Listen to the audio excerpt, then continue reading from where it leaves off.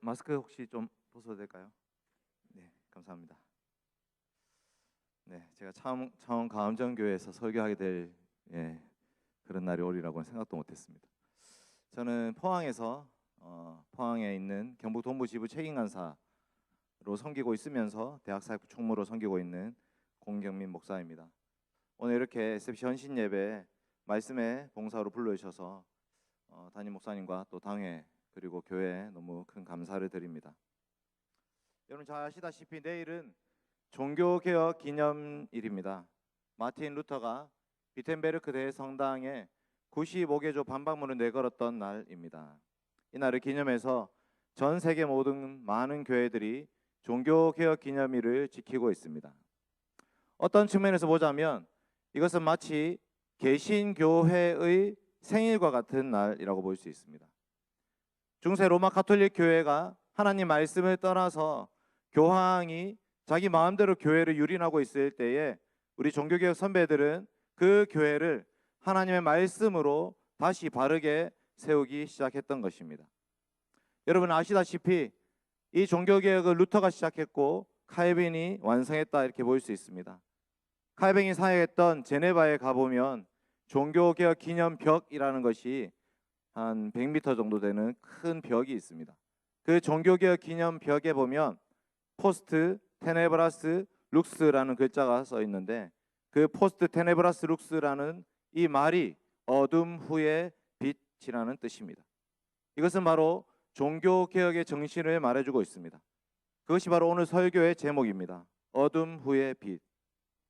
종교개혁자들이 이렇게 생각했습니다. 지금은 비록 어두움과 같은 중세 시대를 지나가고 있지만 이제 곧 빛이 비출 것이다. 그러면 새로운 시대가 열릴 것이고 그러면 이 교회가 다시 말씀의 터 위에 세워질 수 있다. 이렇게 생각했습니다. 칼뱅이 바로 그 빛을 열었던 인물이었습니다.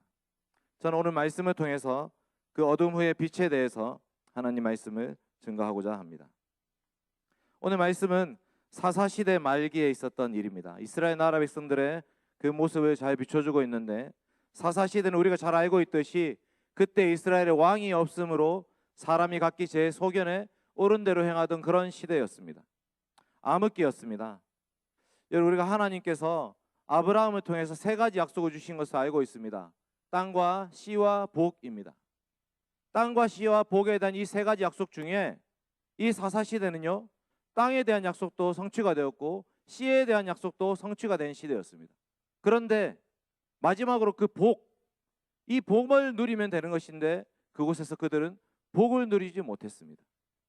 이스라엘 백성들이 남자 장정만 60만 명이 되는 거대한 대군을 이끌고 그 나라를 차지했지 않습니까? 그 땅을 차지했습니다. 그러면 거기서 이제 하나님을 예배하는 백성으로 살기 시작하면 되는 것인데 그때 이스라엘은 왕이 없었다 이렇게 말하고 있습니다. 여러분 이스라엘 정말 왕이 없었습니까? 그때의 이스라엘의 왕이 없으므로 사람이 자기 소견에 제 소견에 옳은 대로 행하였더라 이렇게 말씀하는데 정말 거기에 왕이 없었습니까? 눈에 보이는 왕은 없었지만 보이지 않는 하나님이 계셨습니다. 하나님이 그 사사시대에도 여전히 이스라엘을 통치하고 계셨습니다. 그 나라의 왕은 눈에 보이지 않는 하나님이십니다. 그런데 그들은 하나님을 섬기지 않았습니다.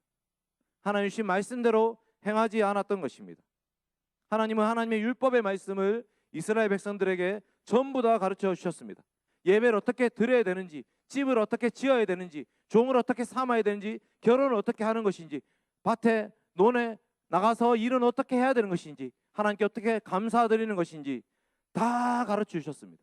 그게 출애굽기, 레위기, 민수기, 신명기에 나와 있는 하나님의 율법의 말씀들입니다. 그런데 그들은 그 말씀에 관심이 없었습니다. 우리도 저 가나안 나라, 우리 주변에 있는 모압과 암몬과 아람 나라처럼 저렇게 부강하게 살려면 어떻게 해야 되는가? 저들이 섬기는 신을 우리도 섬기면 되지 않을까? 우리는 유목민인데 가나안 땅이라 이런 낯선 곳에 와서 살려고 하면 어떻게 해야 될까?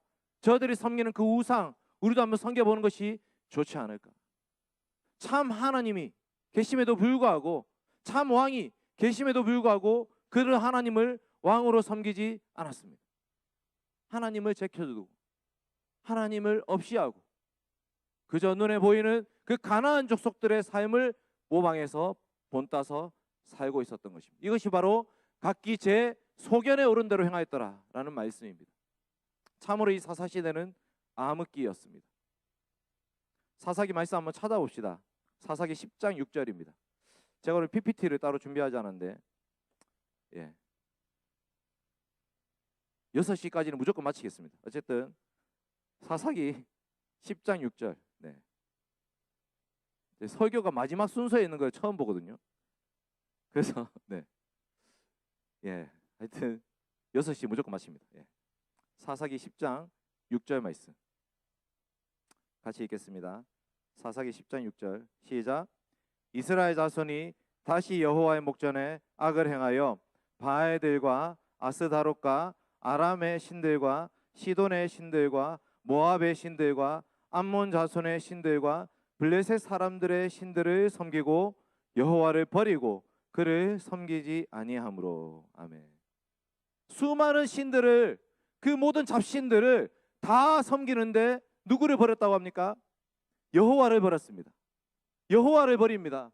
자식들을 몰래에게 갖다 바치고 모압이 섬기고 있는 그모스 신을 섬기고 암몬의 신인 밀곰을 섬기고 바알과 아세라 신을 섬기고 블레셋의 다곤 신을 섬기는데 그들을, 이스라엘 백성들을 애굽에서 건져내셔서 광야 40년 인도하시고 사사시대에 들어오게 하신 그 하나님을 믿지 않습니다. 섬기지 않습니다. 그러니 하나님이 그들을 이방 나라에 팔아버리셨습니다. 주변 나라들로부터 계속해서 침략을 당합니다. 사사시대는 전면전이 아닙니다. 국지전입니다.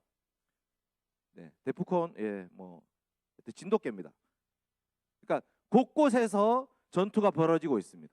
이스라엘 나라 곳곳에서 전투가 벌어지고 그 곳만 태평하였더라. 그 곳만 태평하였더라. 사사가 일어나서 그 전쟁을 물리치고 나면 40년, 80년 태평하였더라. 그런데 시간이 지나면 또다시 악을 행합니다. 또다시 하나님을 버립니다. 하나님 말씀대로 행하지 않습니다.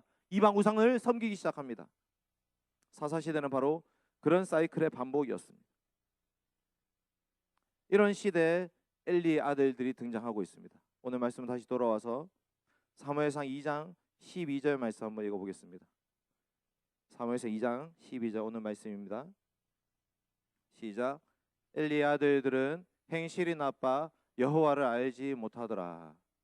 여러분, 여기 행실이 나빠라고 되어 있는데 행실이 나빠라는 이 번역은 좋지 않습니다. 벨리알의 아들들이다, 이렇게 번역하셔야 됩니다. 벨리알의 아들들. 바알과 아세라 신을 섬기던 우상 숭배자였던 것입니다. 여호와를 알지 못하였다. 근데 누굽니까? 이 사람들이 제사장입니다. 엘리가 제사장이기 때문에 제사장의 아들인 엘리의 아들들 홈리와 비누아스도 제사장입니다. 사람들 앞서서 예배를 드리고 인도해야 되는데 그 사람이 하나님을 알지 못하였더라. 벨리알의 아들들이 되어서 우상 숭배 앞장서는 사람들이 되었더라, 이렇게 말하고 있습니다. 이들이 되었던 죄는 크게 두 가지입니다. 하나는 제사를 멸시한 것이었고 하나는 음행의 죄였습니다. 하나님을 섬겨야 될 제사장이 오히려 하나님의 제사를 멸시하는 사람이 되어버렸습니다. 사람들이 제사를 드리기 위해서 소나 양이나 염소를 가지고 옵니다. 그럼 어떻게 하죠? 각을 뜨고 기름을 떼어내어서 기름을 불태워야 됩니다. 그게 여호와께 향기로운 제사입니다. 하나님께서 그 기름을 흠향하신다고 말씀하십니다. 그렇게 제사 드리고 나면 고기를 삶습니다. 그때 갈고리로 자기 먹을 것을 건져야 됩니다. 그런데 이 엘리의 두 아들들은 그 제사를 하나님께 드리기도 전에 소나 양이나 염소 갖고 오면 그 중에 기름 있는 부위를 따로 떼어서 자기한테 먼저 달라고, 하나님이 날 것을 원하신다고 날조하면서 하나님 말씀을 변역하면서까지 사람들에게 그 기름을 떼어 달라고 했습니다. 억지로 고기를 빼앗았다, 이렇게 말합니다. 그런 이 제사를 하나님 받으시겠습니까? 하나님 앞에 예배를 드리러 온 그 사람의 예배를, 중간에서 가로채고 있는 이 제사장의 예배를 하나님 받으시겠습니까? 벨리알의 아들들이 되어버렸습니다. 우상 숭배자가 되어버렸습니다. 여호와 하나님을 섬기지 않습니다. 이게 바로 예배의 타락을 보여주고 있습니다. 두 번째 죄악은 음행입니다. 회막문에 수종드는 여인들이 있었다, 이렇게 말합니다. 회막문에 수종드는 여인들. 여러분, 하나님께서 이스라엘 백성들에게 제사를 가르치실 때 여인들의 역할이 있었을까요? 이스라엘 백성들에게 구약 시대의 제사를 가르치실 때 여인들의 역할이 있었습니까? 회막문에 수종들은 여인들이 왜 있었을까요? 가나안 땅에 수많은 우상 숭배하는 곳에 여자 창기들이 있었기 때문입니다. 여사제 창기들이 그 바알과 아세라 신을 섬기기 위해서 온갖 음행을 저지르면서 그렇게 제사를 드렸는데 그 제사 방식을 똑같이 따라하고 있는 것입니다. 그런데 이 엘리의 두 아들 홈리와 비나스는 그 회막문의 수종들인 여인과 동침했다 이렇게 얘기하고 있습니다. 음행을 저지른 것입니다. 부인, 아내로 삼은 것이 아닙니다. 그들은 음행을 저질렀습니다. 나중에 보면 비나스의 아내가 나오기 때문에 그들은 자신의 정욕대로 이 여인들과 칠계를 범했던 것입니다. 엘리도 이것이 잘못인 줄 알고 있었습니다. 오늘 말씀 23절 보겠습니다. 사무엘상 2장 23절입니다. 같이 읽겠습니다. 띄워주시네요. 감사합니다. 2장 23절 시작. 그들에게 이르되 너희가 어찌하여 이런 일을 하느냐? 내가 너희 악행을 이 모든 백성에게서 듣노라. 네, 엘리도 이것이 잘못된 것인 줄 알고 있었고 자기 아들들이 이런 짓을 저지른다는 것을 알고 있었습니다. 그런데 홈리와 비나스는 회개하지 않습니다. 이 모든 죄악에도 불구하고 이들을 막아서는 사람이 없었습니다. 그야말로 무법천지, 그야말로 자기 마음대로 행하는, 여러분 그 MZ 세대가 좀 쉽게 얘기하면 제땜 지 마음대로. MZ 세대, 그러니까 요즘 애들이 다 그렇다는 게 아니라 MZ 세대라는 말을 잘 해석해 보면 지 마음대로. 근데 이 사사 시대가 바로 그 지 마음대로 하는 거예요. 하나님이 가르치신 말씀대로 하지 않고 지 마음대로 하는 것입니다. 보이지 않는 하나님이 진짜 왕인데도 불구하고 그들은 하나님 무시하면서 자기 마음대로 자기 정욕을 채우기에 급급했습니다. 예배를 멸시했고요, 하나님의 법도 그 도덕법을 무시했습니다. 인간으로서 해서는 안 될 그런 짓들을 저지르면서 그 누구도 두려워하지 않는 그런 상황이었습니다. 세 번째 타락은 직분의 타락입니다. 예배의 타락, 도덕적 타락, 세 번째는 직분의 타락. 엘리는 이들을 다스려야 되는 유일한 직분자였습니다.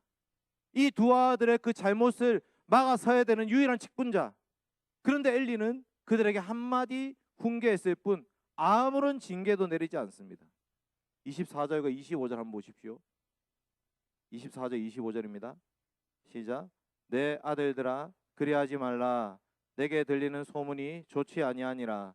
너희가 여호와의 백성으로 범죄하게 하는도다.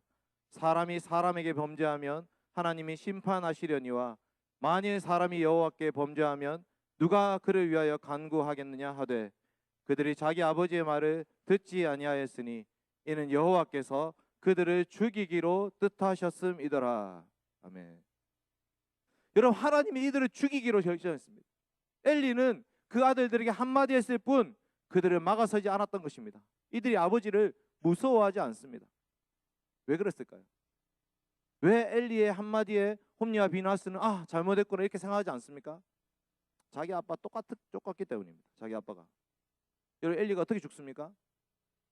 블레셋과 전쟁통에 언약궤 앞서서 나와가지고 싸웠는데 언약궤는 빼앗겼고 홈리와 비나스도 죽었다라는 소식을 듣고 자기 며느리는 그 아이를 이가봇을 낳으면서 죽고, 그때 엘리도 의자에 앉아 있다가 넘어져서 목이 부러져 죽습니다.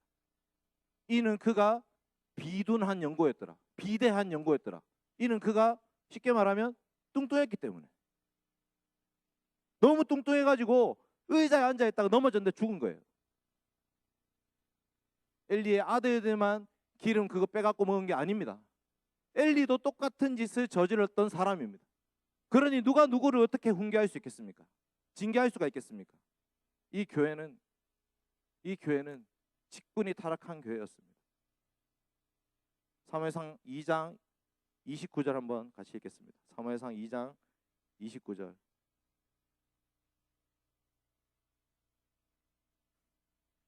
시작. 너희는 어찌하여 내가 내 처소에서 명령한 내 재물과 예물을 밟으며 내 아들들을 나보다 더 중히 여겨 내 백성 이스라엘이 드리는 가장 좋은 것으로 너희들을 살찌게 하느냐. 하나님 말씀이죠. 엘리를 향한 하나님 말씀입니다. 뚱뚱한 목사님들 조심하십시오. 저 지금 약간 어려움이 있습니다. 하나님이 주신 것으로 만족하며 살아가야 되는데 자기가 그 하나님의 것을 갈취해서 자기를 배불리고 있는 이 엘리와 엘리의 아들들, 그들을 향해서 하나님이 징계하시는 것입니다. 징벌하십니다. 예배가 타락하고 도덕이 타락하고 직분이 타락해서 이 교회는 도무지 소망이 없는 것처럼 그런 보이는 시대입니다. 그런데 하나님께서는 그런 시대에도 하나님 역사를 끝내지 않으십니다. 이 어두운 시대에도 하나님은 촛불 하나를 밝히고 계시는 것입니다. 그게 누구냐면 사무엘입니다.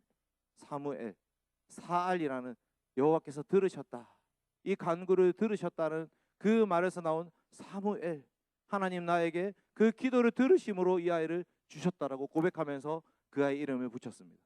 너무 귀한 아이죠. 자기 평생에 그 두 번째 여인 때문에, 브린나 때문에 서럽게 살고 있다가 그 아이 하나를 겨우겨우 받아냈는데 그 아이를 어떻게 합니까? 하나는 하나님께 바쳐버립니다.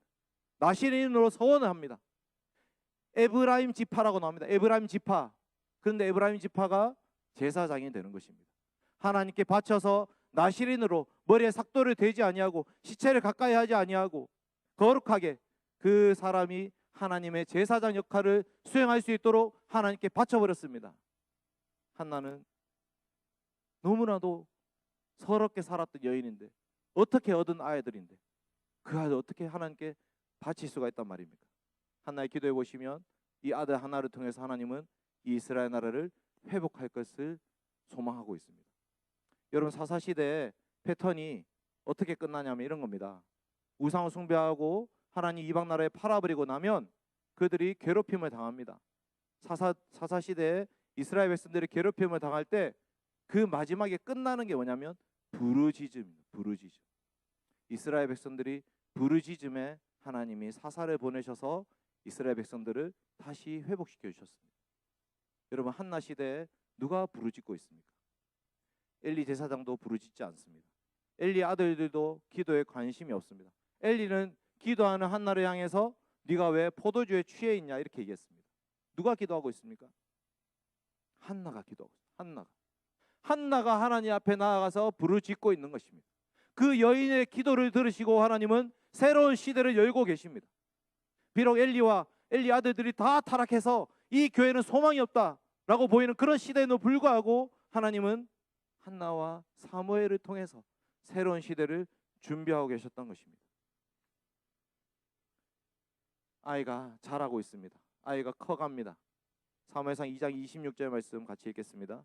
사무엘상 2장 26절 시작. 아이 사무엘이 점점 자라매 여호와와 사람들에게 은총을 더욱 받더라. 아멘. 사무엘은 단지 몸과 키만 자라는 것이 아닙니다. 하나님께 사랑받는 아이로 자라가고 있습니다. 하나님의 말씀을 듣는 아이로 자라가고 있습니다. 그 말씀이 드디어 다시 이스라엘 백성들에게 선포되기 시작하는 것입니다. 여러분, 하나님의 말씀이 없는 것이 재앙입니다. 자기 마음대로 살아도 불구하고 아무런 말씀의 징계가 없다면 그것이 바로 심판입니다. 말라기 이후에 400년 동안 하나님은 침묵하셨습니다. 그것은 심판입니다. 아브라함이 이스마엘을 낳고 나서 13년 동안 하나님 말씀이 없었습니다. 86세에 아들 낳고 나서 99세에 갑자기 하나님 임하십니다. 13년 동안 징계란 말이에요. 하나님 말씀이 없으면 징계입니다. 그런데 하나님 이 사무엘을 통해서 하나님의 말씀이 다시 선포되게 하셨던 것입니다. 이 아이 한 명이 자라고 있지만 그 아이가 직분자가 되어가는 것, 그것이 바로 이 교회의 소망이었던 것입니다. 사랑하는 가암정교회 성도 여러분, 지금 1분 남아가지고 제가 원고가 한 6페이지 남았는데 1분 만에 다 할 수 있을지 모르겠습니다. 어쨌든 지금 너무 집중을 잘 하셔가지고 조금 더 하겠습니다. 제가 좀 어겨서 죄송합니다. 여러분, 이 시대 한국교회가 위기를 맞이하고 있습니다. 주일학생들이 없어지고 있습니다. 교회마다 주일학생이 없어서 난립니다. 그런데 우리 가암정교회 이렇게 많은 중학생, 고등학생, 대학부 이렇게 연합으로 SFC 헌신 예배하는 거 보니까 너무 마음이 좋습니다. 너무 감사합니다. 하나님이 이 교회에 소망이 있다고 보여주시는 것 같습니다. 그런데 이 아이들이 말씀으로 자라나야 됩니다. 이 아이들이 그냥 교회에 머물러 있는 것이 아니라 세상 아이들과 다를 바 없이 그냥 교회에 있는 것이 아니라 이들 마음속에 하나님의 말씀이 새겨져야 됩니다. 그 말씀의 자리를 지켜야 됩니다. 그 말씀 이 아이들이 변화시키고 예수 그리스도를 믿는 믿음의 고백을 하고 하나님을 위해서 살기 시작해야 됩니다. 그것이 바로 우리 교회의 소망입니다. 하나님께서 우리에게 이 감정교회 116년 된 교회를 맡겨주셨습니다. 여러분, 지금 신학교에 정원이 90명, 70명, 90명에서는 줄어들고 있습니다. 그런데 신학생이 50명 지원. 떨어뜨릴 수 있겠습니까? 무슨 말입니까? 20년만 지나면, 지금 30살 된 그 신학생들이 20년만 지나면 목사가 됩니다. 담임 목사들이 되죠. 그때가 되면 무식한 목사들의 설교를 들어야 됩니다. 아무 시험도 치지 않고 그냥 신대원 가서 목사 된 사람들이 이 강단에 서서 하나님 말씀이랍시고 설교를 하고 있을 겁니다. 어떻게 되겠습니까? 중세 로마 가톨릭 교회가 망한 것은 하나님 말씀이 사라졌기 때문입니다. 성경을 모르는 사람들이 설교 강단에 서가지고 하나님 말씀 가르쳤기 때문입니다. 면죄부를 사십시오 이렇게 얘기해도 그게 잘못됐는지를 아무도 모르기 때문에 중세 로마 가톨릭 교회는 망했습니다. 교황을 위해서 성 베드로 성당을 짓는 것이 하나님 말씀이다 얘기했을 때 아무도 그것이 잘못됐는지 몰랐습니다. 그러면 교회는 망합니다. 교회가 다시 일어설 수 있는 길은 이 말씀을 붙잡는 것입니다. 이 말씀을 따라서 이 아이들을 키우는 것이고 그 말씀의 사역자를 배출하셔야 됩니다. 그래야지 이 다음 시대에 소망이 있습니다. 하나님께서 우리 감정교회 SFC 헌신 예배에 여러분 함께 불러 모아 주셨습니다. 너무나 감사합니다. 다 같이 어른들이 일어나서 SFC 강령을 외치는 것이 너무나 감격스럽습니다. 그러나 이 강령은 문구만 외운다고 해서 될 문제가 아닙니다. 그 내용을 아셔야 됩니다. 우리는 왜 전통적 웨스트민스터 신앙고백 서밋 대서교리문답을 우리의 신조로 하는 것인가? 우리에게 주신 이 종교개혁의 유산, 이 신앙고백이 얼마나 귀한 것인가? 아이들이 그 말씀을 배우도록 해야 됩니다. 그리고 우리는 교회에 머무르지 아니하고 세상의 빛과 소금 되기 위해서 어떻게 나아갈 것인가? 우리의 헌신이, 우리의 수고가, 우리의 도움이 필요한 곳이 어딘지 가야 됩니다. 우리 교회만 잘 세울 것이 아니라 개혁주의 신앙으로 대한교회를 건설하고 개혁주의 신앙으로 세계교회를 건설하고 세계의 복음화를 위해서 나아갈 선교사들이 필요합니다. 이 아이들이 그냥 자기 잘 먹고 잘 살고 거기에 머물러서 안 된단 말이에요. 칼빈이 제네바에 머무를 때에 파렐이라는 사람이 찾아왔습니다. 당신이 이 제네바 교회를 개혁해 주십시오. 우리가 이미 제네바 교회를 개혁한 지 10년이 넘었지만 예배를 어떻게 드려야 되는지, 직분을 어떻게 세워야 되는지, 말씀 어떻게 가르쳐야 되는지 저희는 잘 모릅니다. 칼빈 선생님, 당신은 27세에 기독교 학년을 쓴 사람입니다. 하나님이 당신에게 학식을 주셨습니다. 법을 공부하게 하셨고 수사학을 알게 하셨고 그 말씀을 다 번역할 수 있도록 해주셨습니다. 당신이 갖고 있는 그 지식으로 이 제네바 교회 개혁해 주십시오. 이렇게 얘기했더니 칼빈이 저는 유약하고 몸에 뭐 치질도 있고 하여튼 병이 많고 그래가지고 저는 못합니다. 이러니까 하나님께서 당신을 저주하실 겁니다. 당신이 갖고 있는 그 재능과 지식으로 당신 한 몸을 위해서 산다면 하나님은 당신을 저주하실 겁니다. 이렇게 얘기했습니다. 파렐의 그 말을 듣고 칼빈이 깜짝 놀라서 그 제네바에 머무르고 제네바 교회의 개혁을 완수했습니다. 하나님께서 우리 감정교회도 지금까지 이렇게 너무나 아름답게 복되게 세워주셨습니다. 앞으로 어떻게 가야 됩니까? 이 감정교회가 50년, 100년 뒤에도 주의 몸된 교회로서 기능하기 위해서 어떻게 가야 됩니까? 우리 아이들이 하나님 말씀을 붙잡고 살기 시작해야 됩니다. 그 말씀 앞에서 교회는 새롭게 될 수 있습니다. 말씀의 사역자들이 길러져야 되는 것입니다. 원고 끝났습니다. 예. 자, 마지막 그 구절 한번 보겠습니다. 사무엘상 3장 3절입니다. 사무엘상 3장 3절.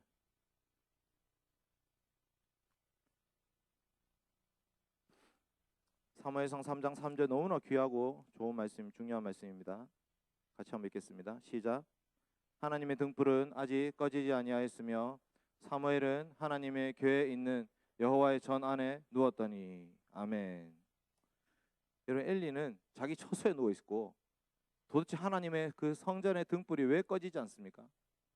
거기는 기름을 계속 공급해 줘야 됩니다. 누가 하고 있습니까? 사무엘이 하고 있습니다. 하나님의 등불은 꺼지지 아니하였습니다. 사무엘이 그 등불을 밝히고 있습니다. 순금 등대, 등잔대의 기름을 계속 공급하고 있는 것입니다. 이런 타락한 시대 가운데에서도 하나님 말씀 붙잡고 하나님께 엎드려 기도하며 하나님 맡기신 소명을 따라 살아가기로 다짐하는 이 어린 아이 사무엘과 같이 우리 가암정교회 중고등학생들, 대학생들이 그런 사무엘과 같은 사람들이 되어서 하나님의 교회를 귀하게 여기고 하나님 말씀을 붙잡고 하나님 앞에 엎드려 기도함을 통해서 새로운 시대를 준비하기 바랍니다. 오늘 우리는 SFC 헌신 예배 드리는데요, 이 헌신은 SFC 운동원들의 헌신일 뿐만 아니라 우리 가암정교회 모든 성도들의 헌신입니다. 우리 교회가 저 자라나는 아이들을 위해서 기도해야 됩니다. 저 아이들이 바른 예배를 드리도록, 바른 말씀을 듣도록, 바른 고백을 하도록, 바른 생활을 하도록, 믿음의 용사로 자라나도록 우리가 지원을 아끼지 않아야 됩니다. 하나님이 이 교회를 하나님께서 계속해서 세우고 계실 것입니다. 하나님 사무엘을 통해서 다윗을 보내셨고요, 다윗을 통해서 예수 그리스도가 오셨습니다. 그 예수 그리스도를 통해서 진짜 하나님 나라가 세워진 것입니다. 우리 또한 그 하나님의 구원 역사에 동참함으로 우리 가암정교회에서 이 SFC 운동이 계속해서 활활 꽃피울 수 있도록 힘써 기도하며 동역하는 우리 가암정교회 모든 성도님들 되시길 바랍니다. 같이 기도하겠습니다.